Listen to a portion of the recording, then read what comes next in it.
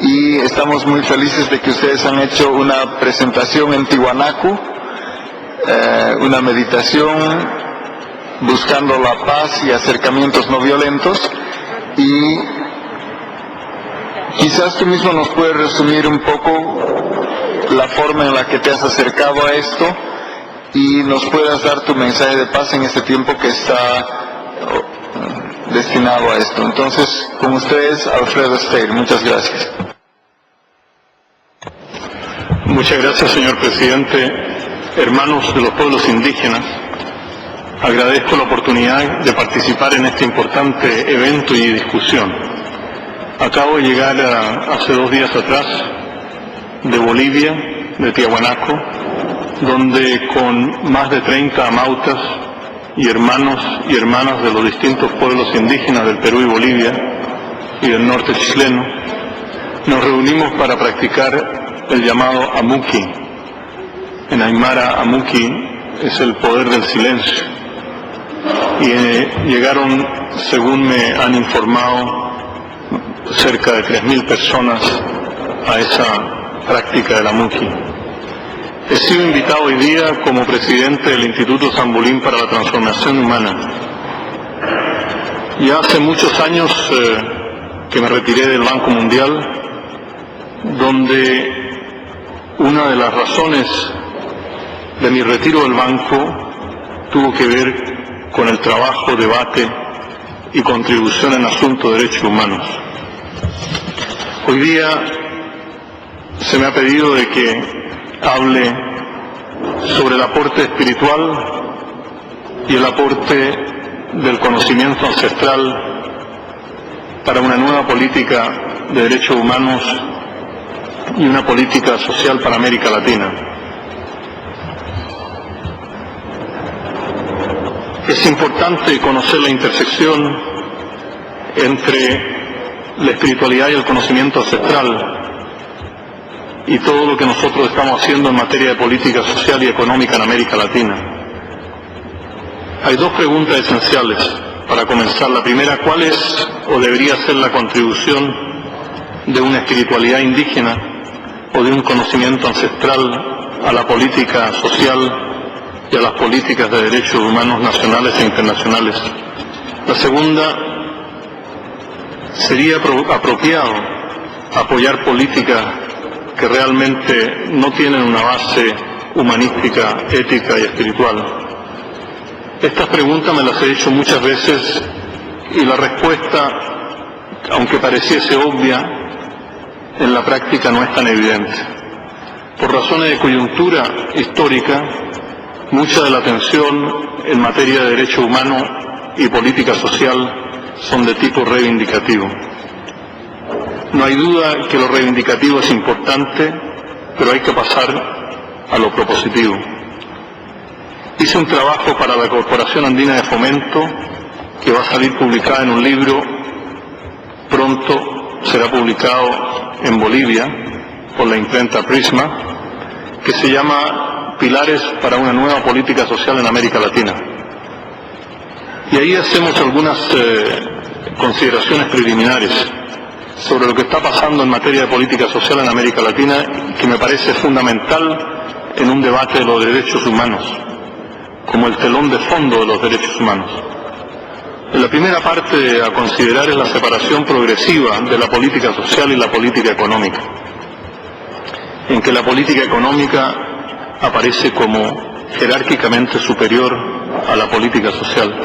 Segundo, la inhabilidad de la política social existente de romper con las estructuras de poder existente y lograr más alianzas positivas que negativas.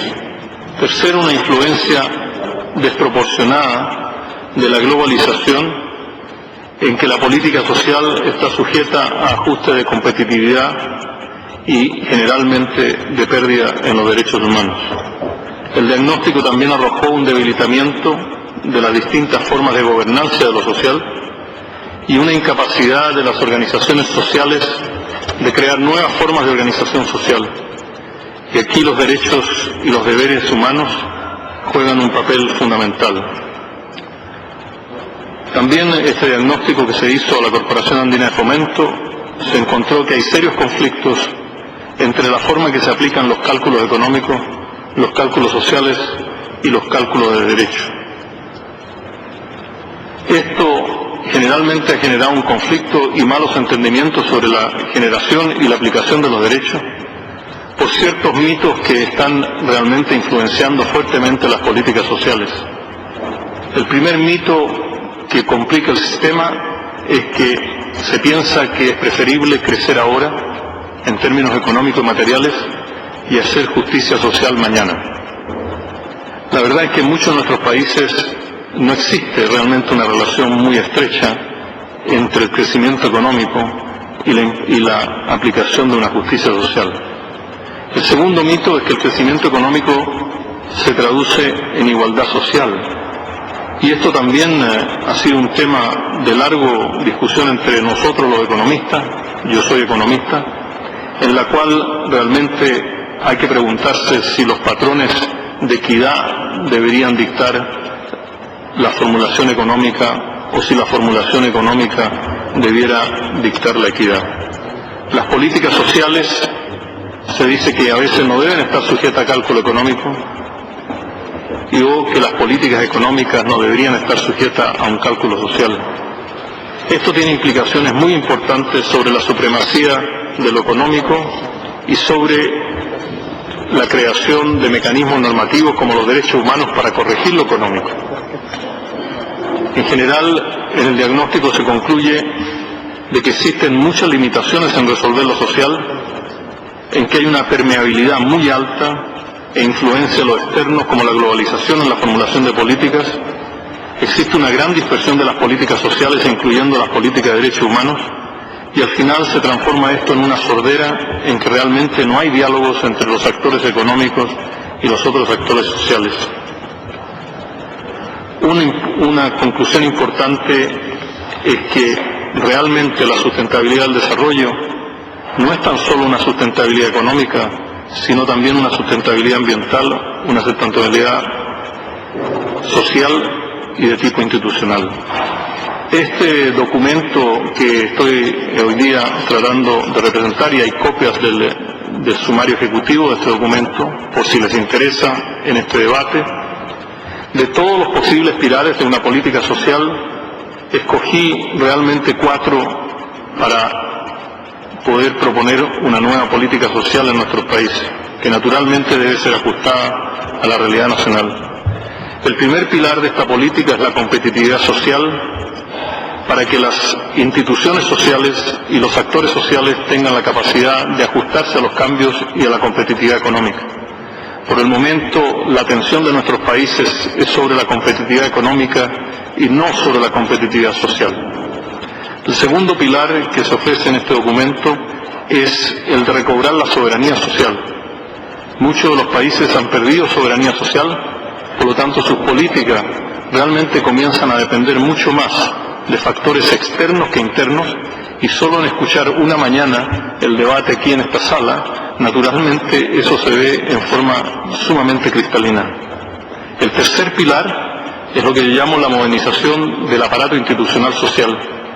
Este proceso de modernización no tiene que ser entendido como un proceso en el cual se eliminan las instituciones tradicionales, por el contrario, pero lo más importante es que no existen mecanismos de automodernización en nuestros países de las instituciones, y generalmente la modernización de las instituciones se da en los puntos en los cuales ya las instituciones no funcionan.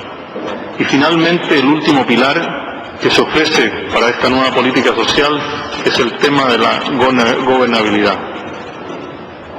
Quisiera pasar a una segunda parte de esta presentación, que es la contribución del conocimiento y la espiritualidad ancestral a todo este debate.